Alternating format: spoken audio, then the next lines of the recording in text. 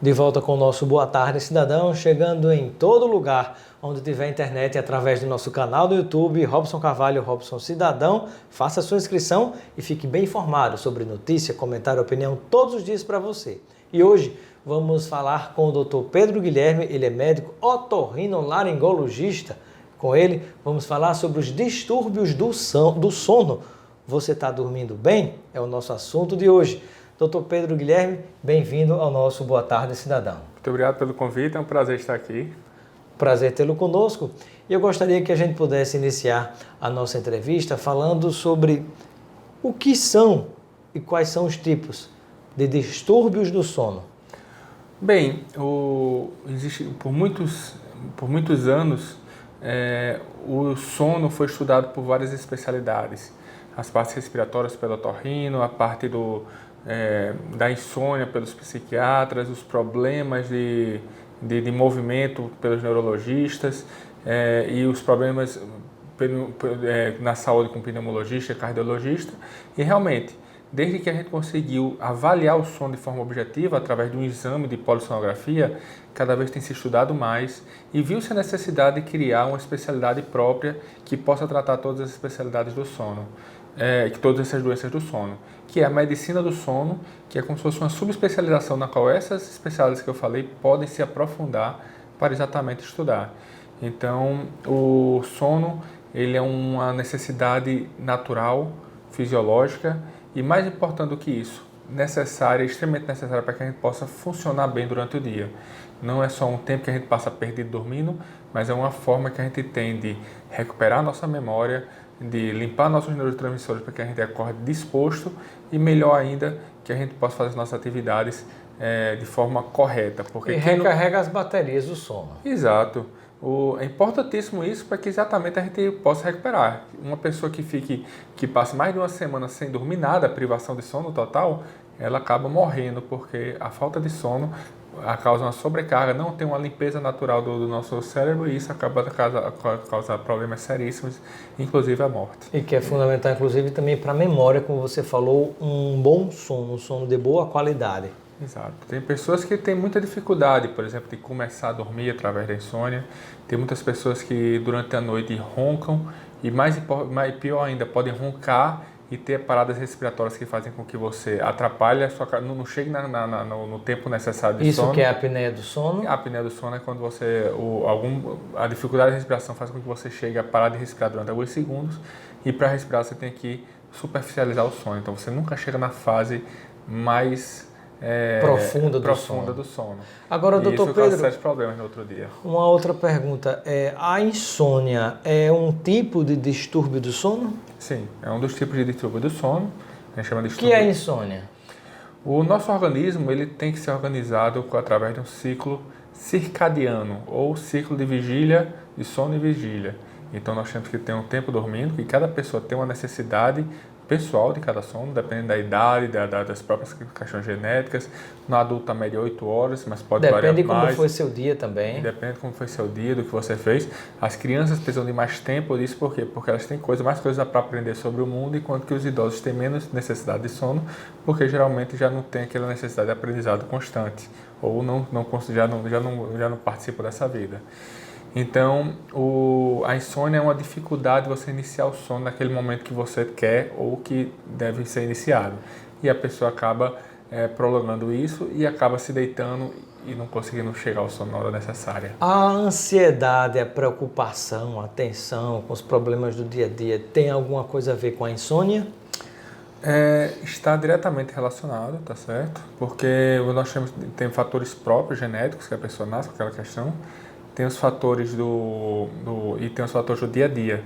E não há dúvidas que em momentos de ansiedade, problemas psiquiátricos, problemas de depressão, problemas de alguns dos transtornos que podem vir, o sono acaba não conseguindo, porque você não consegue ativar a indução do sono necessária naquele momento. E realmente, a maior parte desses casos de insônia, normalmente a gente faz um tratamento, uma terapia comportamental, na qual a gente vai trabalhar toda a vida dessa pessoa para que ele faça as medidas necessárias para chegar no momento correto do sono. Doutor Pedro Guilherme, e além da insônia, quais são os outros tipos de distúrbios do sono? Nós temos os principais distúrbios. Nós temos a insônia, que é essa dificuldade ou de iniciar, ou estar acordando no meio da noite, ou acordando antes do tempo necessário. Nós temos o problema respiratório, na qual o principal sinal é o ronco, mas que isso Muita pode gente evoluir. antigamente dizia que a pessoa estava dormindo roncando é porque estava dormindo muito bem. Não é tão assim. Não, antigamente dizia, ó, como está dormindo bem, já está roncando. Hoje tem que dizer, ô, coitado, nem está dormindo bem porque está roncando. Então, realmente, esse paradigma já mudou. E a pessoa que ronca, muitas vezes pode não ser nada, mas isso é um sinal que ele pode ter a apneia do sono e não está conseguindo aprofundar o sono. Porque o ronco pode ser tão forte que causa uma parada respiratória e acaba que ele tem que superficializar o sono e isso acaba acarretando que no outro dia dormiu 8, 10 horas e parece que não dormiu nem 1, nem 2 horas e já está morto e cansado, sem contar os problemas metabólicos, problemas de chances aumentadas de ter infarto, de ter AVCs Agora, e outros por exemplo, problemas. uma coisa a pessoa não conseguiu ter uma boa qualidade de sono e dificuldade de iniciar o processo do dormir e acaba não dormindo bem, acorda muito durante a noite. Mas, por exemplo, o fato da pessoa às vezes acordar e se levantar para urinar ou para tomar água, ou as duas coisas, 1 ou 2 vezes durante a noite, isso é normal, é tranquilo ou tem alguma relação com o distúrbio do sono? Vamos lá. Realmente, a questão de se levantar durante a noite depende de vários fatores.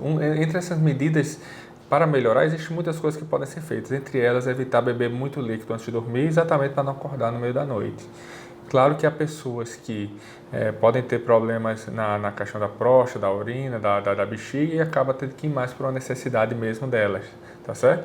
Como também pacientes que têm apneia do sono, principalmente crianças, tem mais urina durante a noite, mais do que as crianças do que é apta, porque não quer aprender a acordar e faz xixi, mas muitas vezes ele pode ter algum problema de apneia do sono e faz com que ele tenha enurese noturna, que faz xixi na cama.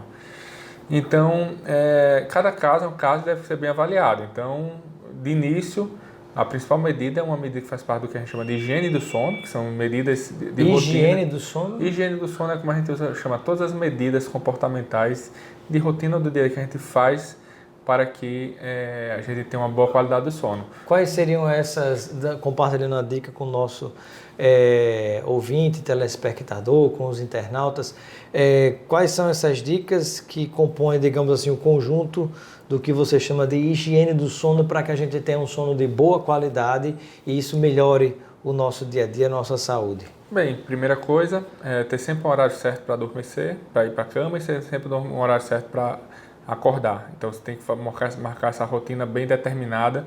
Mesmo que você tenha sono, você acorda naquele horário, mesmo que fique cansado durante o dia, mas de noite para que aquele sono venha. Segunda coisa, prática de exercícios físicos é importantíssima, desde que você dê um tempo de pelo menos 2 até 4 horas entre o tempo do exercício físico ao tempo de dormir. Então se você dorme de 11 da noite, o ideal é fazer exercício até 7 da noite. Porque senão fica com o metabolismo acelerado e vai exato. Prejudicar o sono.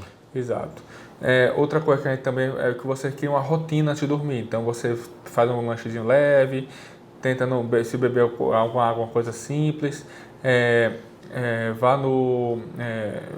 prepare sua cama, bote seu pijama e se deite naquele horário sempre, que é uma rotinazinha durante a noite para que isso seja feita. No popular seria se aninhar. Se aninhar, exato. Ajeite a sua caminha, o seu leite para você dormir. Se você criar esse ritual todos os dias e fazer todo esse procedimento, né, a preparação da cama, ajeitar o lençol, ajeitar a travesseira, ajeitar tudo, isso me parece que consciente ou inconscientemente já vai preparando o sono. A questão, por exemplo, de ter o sono, um quarto bem escuro, bem silencioso. Tem algumas pessoas que fazem com que a televisão seja parte dessa rotina para dormir, o que não é um problema, mas desde que você deixa o tempo para o sleep time, né, o tempo dela desligar sozinha, para que durante a noite não dê problema. A televisão ficar ligada durante a noite e você dormindo é ruim. É ruim, com certeza. E a gente recomenda não utilizar nenhum televisor, nem nenhum celular na hora que for marcada para dormir. Muita gente, na verdade, não consegue dormir, às vezes quando vai, termina cochilando com o telefone na mão e não consegue soltar. Exato. Aí a gente já sabe que no mundo de hoje, devido aos problemas de estresse, os problemas de ansiedade e o celular, porque na hora de dormir a gente vai acabar ficando no celular. O que acontece? A gente está perdendo horas de sono e deixando para tentar dormir no outro dia, e isso está facilitando os casos de insônia por causa disso. Existe uma terapeuta, a Louise Hay, que ela tem alguns vídeos de relaxamento, né, alguns áudios de relaxamento, e um dos conselhos que ela dá antes de dormir, quando você vai se preparar para dormir, fazer o relaxamento para dormir bem, se afastar de aparelhos eletrônicos, também o fato de você não ler os jornais ou notícias do dia ou na internet ou em qualquer lugar, porque às vezes tem muita coisa ruim, notícia ruim, e aquilo vai junto com você para o seu sono e vai prejudicar essa qualidade do sono. Exato. E, entre outras atividades, você tem também deixar a cama, não tentar fazer atividades durante a cama, celular, computador e tudo mais. A cama só serve para duas coisas, ou para a sua atividade sexual ou para dormir. Muita gente gosta de ficar trabalhar na cama, assistir alguma coisa, até assistir televisão na cama, fazer outras atividades na cama, e acaba que o cérebro não reconhece aquela cama como local de dormir e acha que é um local para se relaxar, fazer suas atividades. Então o que a gente recomenda é o quê? Se tem alguma coisa para fazer, faça na sala, faça em outro quarto, mas o seu quarto, sua cama de dormir, tem que ser só para dormir mesmo. Tentar separar o lugar de dormir para dormir, né? Exato. E quais são as outras recomendações para quem quer ter um sono de boa qualidade e conseguir se restaurar para trabalhar no dia seguinte? Interessante que quando a gente fala em higiene do sono, a gente está falando de medidas que toda a população devia realizar. Devia fazer parte do nosso dia a dia, ter todas essas rotinas. Mas algumas pessoas, mesmo fazendo todas essas rotinas, eles ainda assim têm dificuldades para vir a ter um sono de qualidade. E aí nós temos as terapias comportamentais, que são alguma coisa extra que você pode fazer. Então, por exemplo... Que coisas extras dá para se fazer para melhorar a qualidade do sono? O principal, você pode fazer, se você está muito ansioso,